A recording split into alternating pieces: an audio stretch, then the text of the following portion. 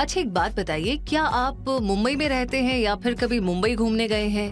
अब ऐसा पूछने का रीजन ये है कि मुंबई को यूं तो फिल्म सिटी कहा ही जाता है और वहाँ पर बहुत सारे टूरिस्ट प्लेसेस भी हैं।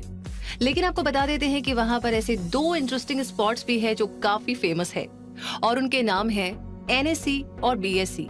अब अगर आप स्टॉक मार्केट में इंटरेस्ट रखते हैं और इन्वेस्ट करते हैं तो इन दोनों नामों को अच्छी तरह जान गए होंगे और हमारी बात से सहमत भी हो गए होंगे कि ये वाकई में काफी फेमस जगह है। लेकिन अगर आप स्टॉक मार्केट में बिगिनर हैं तो आपको बता देते हैं कि बीएसई यानी बॉम्बे स्टॉक एक्सचेंज और एनएसई यानी नेशनल स्टॉक एक्सचेंज है। इनमें से एनएसई बिगेस्ट स्टॉक एक्सचेंज है तो बीएसई ओल्डेस्ट स्टॉक एक्सचेंज है। बीएसई का मार्केट इंडेक्स है सेंसेक्स और एनएसई का मार्केट इंडेक्स है निफ्टी। अब अगर आप ये जानना चाहते हैं कि स्टॉक एक्सचेंजेस का पर्पस क्या होता है, ये मार्केट इंडेक्स क्या होते हैं, ये कैसे काम करते हैं और बिगिनर के तौर पर आपके लिए कौन सा स्टॉक एक्सचेंज प्रॉफिटेबल रह सकता है, तो आपको ये वीडियो पूरी देखनी होगी क्योंकि आज इस वीडियो में आप एनएसई और बीएसई के साथ साथ निफ्टी और सेंसेक्स इंडेक्स के बारे में भी काफी कुछ जानने वाले हैं। और इतना सब जानने के बाद आप स्टॉक एक्सचेंज को समझने लगेंगे और उसमें इन्वेस्ट करने के बारे में भी सोच सकेंगे। तो चलिए स्टॉक एक्सचेंज और मार्केट इंडेक्स का ये टूर शुरू करते हैं।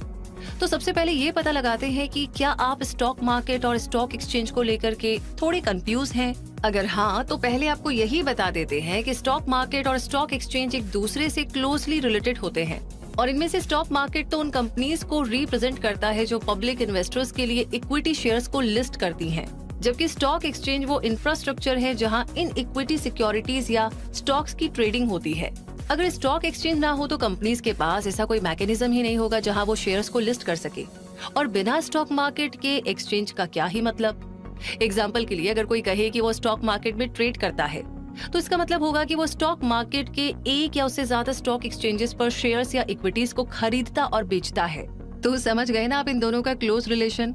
तो अब आगे बढ़ते हैं और स्टॉक एक्सचेंज के बारे में थोड़ा डिटेल में जानते हैं।